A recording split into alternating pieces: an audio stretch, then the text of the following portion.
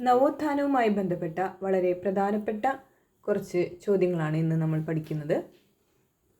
പാണ്ടിപ്പറയൻ എന്ന പേരുമായി ബന്ധപ്പെട്ട സാമൂഹിക പരിഷ്കർത്താവ് തൈക്കാട് അയ്യ. ഗാന്ധിജി ഹരിജൻ ആശ്രമം എവിടെയാണ് സ്ഥാപിച്ചത്? സബർമതി. പിംഗല രചിച്ചത് ഉള്ളൂർ എസ് പരമേശ്വരയ്യർ.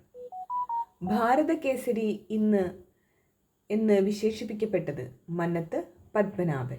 ഭാരതകേസരി എന്ന് വിശേഷിപ്പിക്കപ്പെട്ടത് മന്നത്ത് പത്മനാഭൻ. ആദ്യത്തെ വയലാർ അവാർഡ് നേടിയ കൃതി അഗ്നിസാക്ഷി. എഴുതിയത് ലളിതാംബിക അന്തർജനം. റാവു ബഹാദൂർ പുരസ്കാരം നേടിയ എഴുത്തുകാരൻ ഒ ചന്തുമേനോൻ.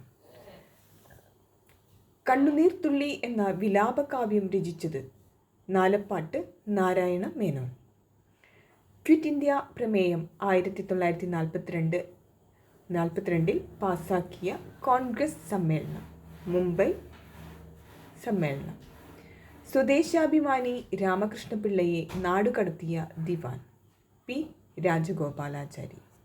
ഇത്രയുമാണ് ഇന്നത്തെ പ്രധാനപ്പെട്ട ചോദ്യങ്ങൾ.